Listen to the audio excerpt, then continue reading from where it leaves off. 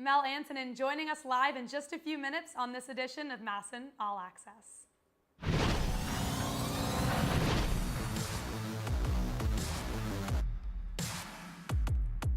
Hi everyone, welcome to MASN All Access. I'm Sara Perlman and thank you so much for joining me on this beautiful afternoon.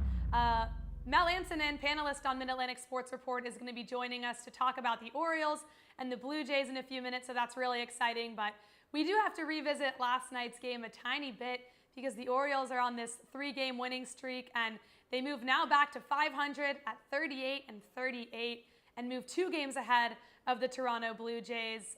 So now they're in 4th place in the American League East. Not to mention they're 8-2 versus the Blue Jays this season. So let's talk about Kevin Gausman just for a second because he did not allow a run last night. That was his first scoreless start of 2017, and overall the bullpen looked a little more rested probably after having that day off in between Tampa Bay and Toronto.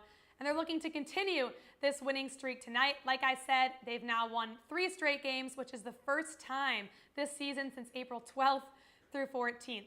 And Buck was definitely happy about the team's performance, but he knows this game and he knows every day is a new game. Well, we've had a good road trip so far. What have you done for me lately? And it'll be your momentum's your next starting pitcher, right? Yep. So it's been good for us. That's definitely him being happy. I could tell with the smile, Buck.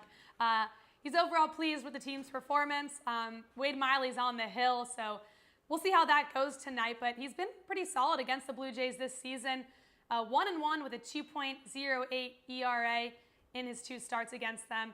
And for Toronto, Marcus Stroman's on the mound, and this is the first time he's facing the Orioles this season, but all time he hasn't been so hot against Baltimore. Over his career, he's 2-3 with a 5.27 ERA and 1 save in 7 career games against the O's. So if I were him, I'd be looking out for Jonathan Schoop. This guy's a hot hitter right now.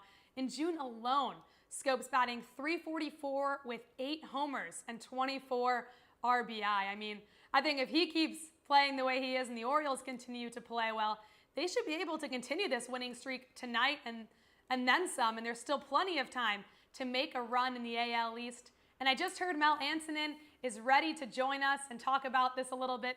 Hi, Mel. Thanks for joining me today on All Access.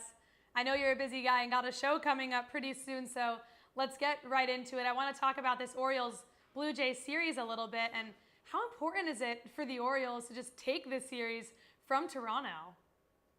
Well, it is important because they're ahead of the Blue Jays in the standings right now, and they just need to keep ahead of them. The last thing you want to do is fall behind too many teams in the second half of the season. So you never say that a series in June is do or die, but it's always good to knock the team that's behind you, to knock the team that wants to take you out, knock them back a few strips. Definitely doesn't hurt to knock Toronto back, especially tonight. But Mel, how fortunate are the Orioles that their pitching problems haven't buried them in the AL East? The Orioles are very fortunate. You know, usually in the American League East, if you go 9-18 over one stretch, you get buried. You're pretty soon 11 or 12 games out of first place. But completely different with the Orioles this year. They've had some really big-time struggles, but look at, they're in the race in the American League East. They could turn this around very quickly. Well, the Orioles aren't the only team in the AL East with pitching problems. Toronto, New York, and Tampa have had their struggles as well. Yeah, every team, the storyline is basically the same in the American League East. Every team, 1 through 5, has pitching issues, particularly in the rotation. The Toronto Blue Jays were supposed to have the deepest and the best pitching staff going into the season. It has been anything but.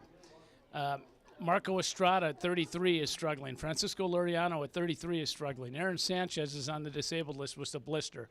They're using a lot of no-name pitchers. They've even brought a reliever, Joe Biagini, out of the bullpen to pitch in the rotation simply because they don't have anybody else.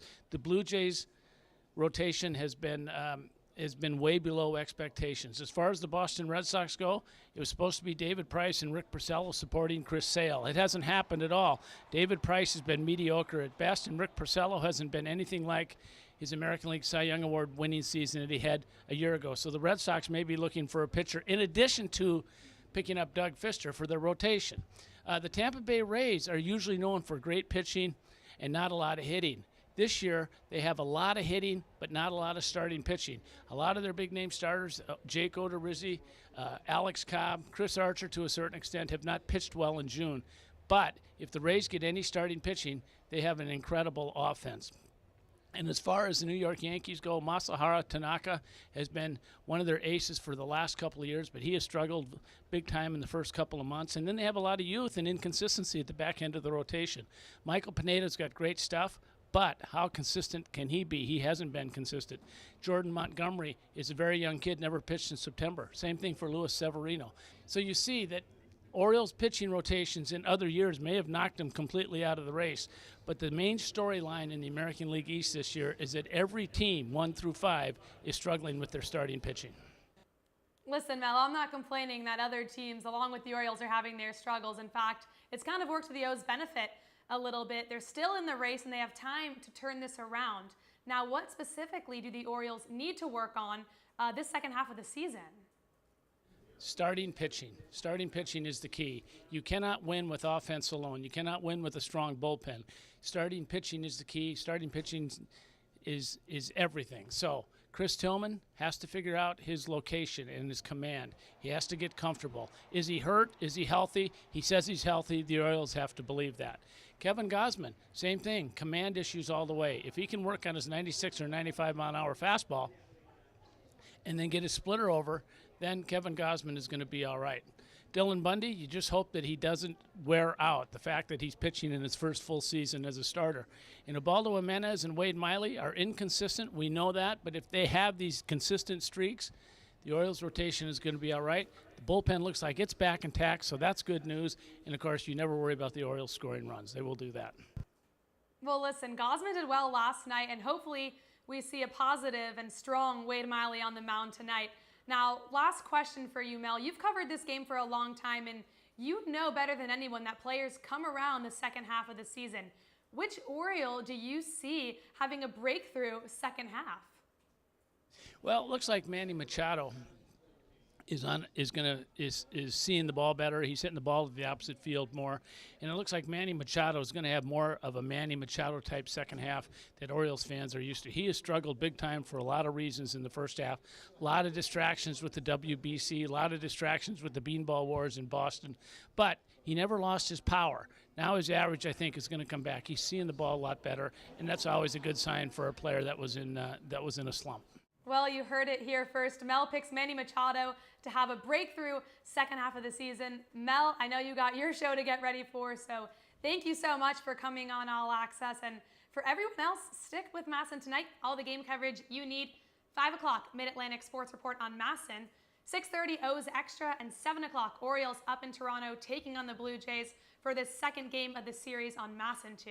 Thanks for watching All Access. I'm Sara Perlman.